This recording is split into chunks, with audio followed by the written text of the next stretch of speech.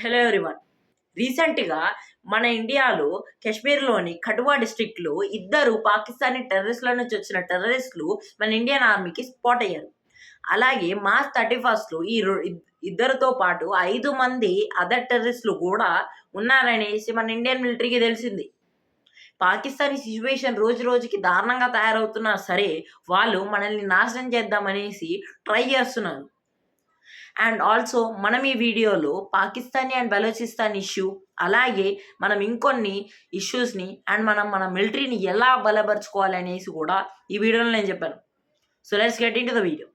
ఇప్పుడు ఫస్ట్ మనం మాట్లాడాలి పాకిస్తాన్ ఇష్యూ గురించి. ఇక్కడ పాకిస్తాన్ జియోగ్రఫీ ఏమీ బాగాలేదు. అటువైపు ఇరాన్ శత్రు దేశం, అటువైపు ఆఫ్ఘనిస్తాన్ సంబంధాలు ఏం బాగోలేవు. అలాగే ఇండియా ఎప్పటికీ శత్రువులే. అలాగే చైనాని కూడా మనం చూస్తే చైనా ఇప్పటికి మిత్రువు అయినా సరే ఎప్పటికైనా అది శత్రువుగానే ఉండిపోద్ది. చైనా రోజు రోజుకి అప్పుల్ని ఇచ్చేసేసి పాకిస్తాన్ ఒక పప్పెట్ కింగ్డమ్లా తయారు చేసుకుంటుంది. అదే పాకిస్తాన్కి కూడా మిలిటరీ ఫండింగ్స్ ఇస్తుంది. ఒకసారి మనం జరిగిన ఇష్యూ గురించి మాట్లాడితే మార్చ్ 31 7 మంది టెర్రరిస్టులు ఇద్దరు ముందే మన ఇండియన్ మిలిటరీకి దొరికేశారు. ఈ పూర్తి ఆపరేషన్లో మన ఇండియన్ మిలిటరీలోని 4 సోల్జర్లని మనం కోల్పోయాం. అలాగే 6 మంది మిలిటరీ అఫీషియల్స్ కూడా అక్కడ తీవ్రంగా గాయపడ్డారు. ఈ 5 మంది టెర్రరిస్టుల గురించి మాట్లాడితే వారు ఇండియా నుంచి ఈజీగా తప్పించుకున్నారే కానీ వాళ్ళ యొక్క వెపన్స్ మనకి దొరికాయి. వాళ్ళు యుఎస్ వెపన్స్ని వాడుతున్నారు. యుఎస్ఏ నుంచి వచ్చిన ఇల్లీగల్ వెపన్స్ని వాళ్ళు యూజ్ చేసుకుంటున్నారు అని మన ఇండియన్ మిలిటరీకి తెలిసింది. అండ్ ఆల్సో దాంట్లో పాకిస్తాన్ మిలిటరీ వాడే కొన్ని మిషన్స్ కూడా ఉన్నట్లుగా మన ఇండియన్ ఆర్మీ చెప్తుంది.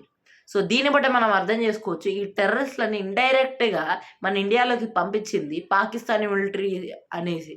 అయితే ఇక్కడ పాకిస్తానీ మిలిటరీ డైరెక్ట్గా వాళ్ళ మిలిటరీని పంపించకుండా ఈ టెర్రరిస్ట్ల త్రూ మన ఇండియా మీదికి దాడి చేద్దామన్న ప్రయత్నాలు చేస్తున్నారు. ఎందుకంటే డైరెక్ట్ మిలిటరీ పంపిస్తే యుఎన్లో పెద్ద ఇష్యూ అవుద్దనేసి ఇలా టెర్రరిస్టులని పంపించి మన ఇండియాని నాశనం చేద్దామనేసి చూస్తున్నారు. మన ఇండియా కూడా మన బార్డర్స్ని టోటల్గా సెక్యూర్ చేసుకోవాలి. మన ఇండియా పాలసీ ఒకటే, ఎవరైనా ముందు అటాక్ చేశారా మనం కూడా రెండవసారి అటాక్ చేసుకొని డిఫెన్స్ చేసుకుంటాం. Attack is the best defence అనేసి మన ఇండియన్ మిలిటరీ నమ్ముంది. అండ్ ఇదే అటాక్స్ ఈ టెర్రరిస్ట్ల మీద జరిగాయి. So this is all for this video. Good bye.